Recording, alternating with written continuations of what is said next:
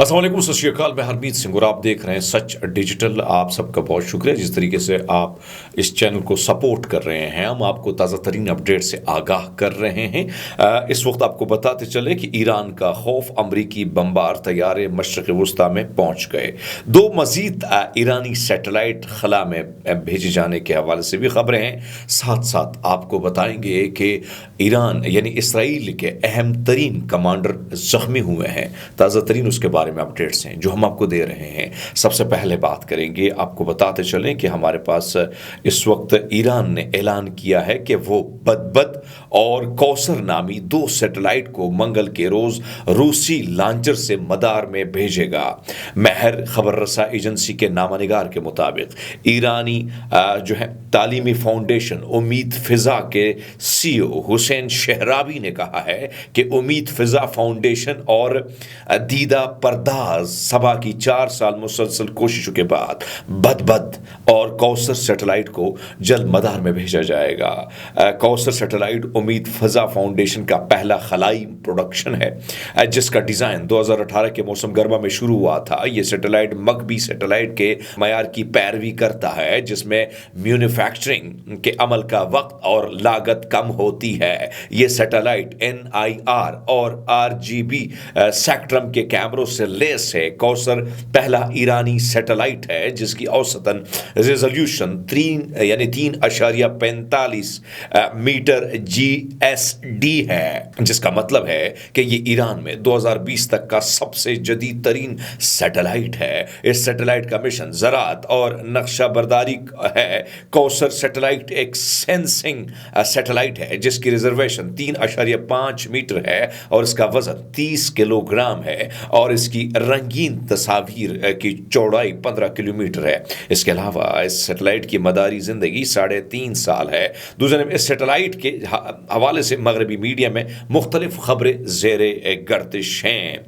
आपको बताते चलें कि अमरीकी हुक्काम ने मशरक़ वुस्ता में नए हथियार तैनात करने का फैसला कर लिया है जो आइंदा चंद माह के दौरान पहुंच जाएंगे। ये इक़दाम इसराइल के दिफा और इस्लामी जमहूरियत ईरान को खौफजदा करने की रवायती बुज़दिलाना कोशिश है। अमरीकी महकमे दिफा पेंटागन ने एक बयान में कहा कि वज़ीर दिफा ने वाज़ेह तौर पर मुसलसल ये कह रहे हैं कि अगर ईरान या उसके शराकतदारों या उसके ज़ेर इंतज़ाम ग्रुपों ने मौके से फ़ायदा उठाते हुए खित्ते में अमरीकी अफराद या मफादात को निशाना बनाया तो फिर क्या होगा। अमरीका अपने अवाम की दिफा के लिए तमाम मतलूब इक़दाम करेगा।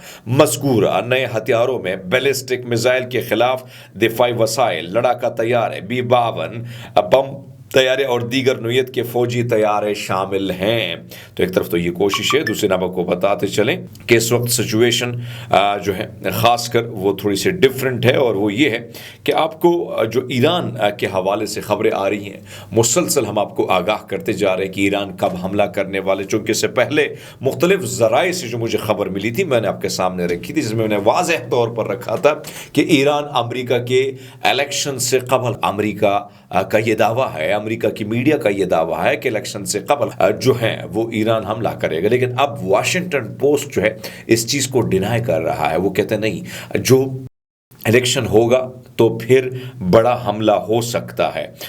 लेकिन आपको बताते चले कि इस वक्त जो हमारे पास हैं इसराइली और मगरबी ज़राए के साथ साथ कुछ ईरानी ज़राए ने बताया कि ईरान इसराइल पर जवाबी हमले के लिए अमेरिका में सदारती इंतखाबात का इंतज़ार कर रहा है।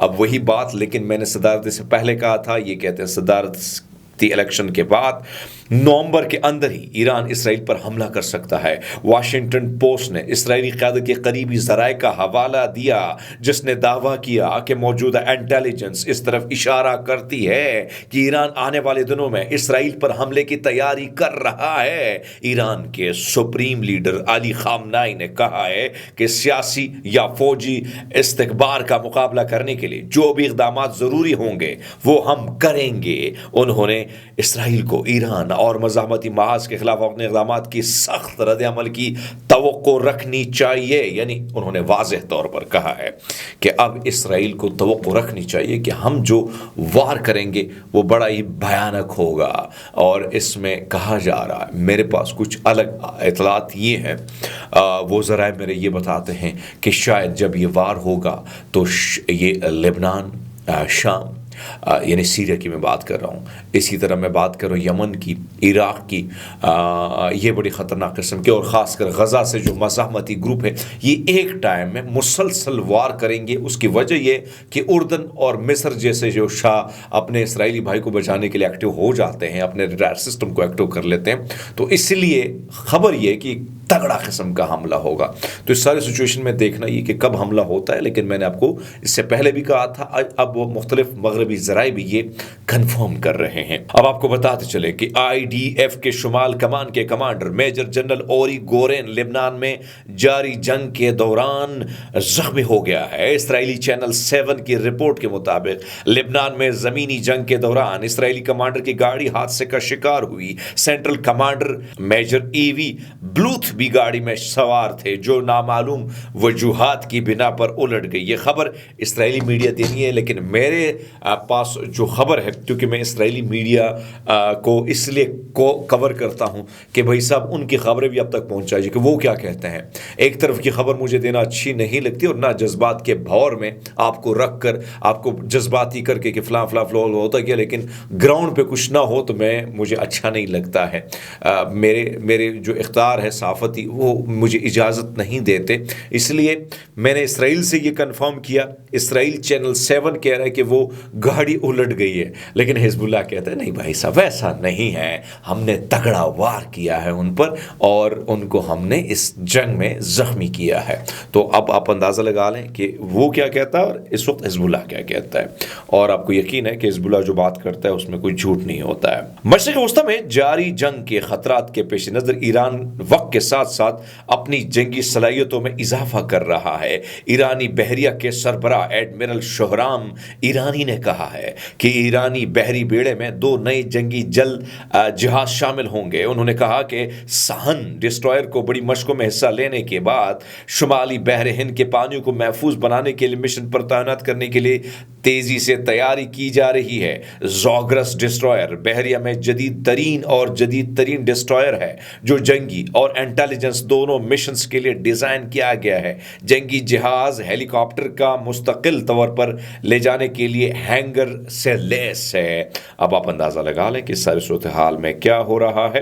جو میں آپ کے ساتھ یہ خبر میں نے کل صبح کی جو میں نے خیام پر حملوں کی خبر دی تھی، اب آپ کے سامنے پھر رکھ لیتے ہیں۔ جنوبی لبنان میں المیادین کے نامہ نگار نے رپورٹ کیا ہے کہ گزشتہ 2 دنوں کے دوران جنوبی لبنان کے سرحدی علاقے خیام کے مشرق محلے پر حملہ آور کرنے والے اسرائیلی پیادہ فوج اس وقت بھاگ نکلنے میں کامیاب ہو چکی ہے۔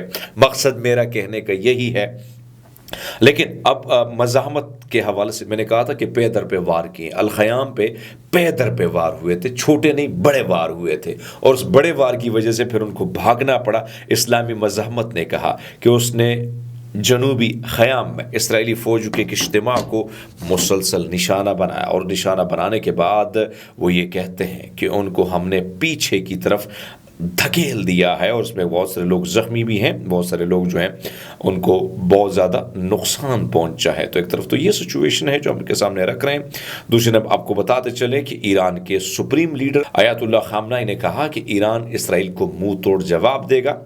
جس طرح میں نے کہا، انہوں نے طلباء سے خطاب کرتے ہوئے کہا کہ ہم نے وعدہ کیا کہ اسرائیل اور اس کے اتحادی امریکہ کی طرف سے تہران اور خطے میں اس کی حمایت کرنے والے گروپوں کے خلاف حملوں کا جواب دیں گے۔ یہ تگڑا قسم کا جواب ہوگا، بھرپور جواب ہوگا، اور جس کا اس وقت ان کو انتظار کر لینا چاہیے۔ اب ساری سچویشن میں ہم نے آپ کے سامنے وہ خبریں رکھی جو مختلف ذرائع سے ہم لیتے ہیں، مختلف اخباروں کو، مختلف ویب چینل کو، مختلف ٹیلی ویژن کی اسکرینوں سے خبریں نکال کر آپ کی طرف پہنچاتے ہیں۔ ہماری کوشش ہوتی ہے کہ آپ باخبر رہیں، نہ کہ بے خبر رہیں۔ اب تک کے لیے بہت شکریہ۔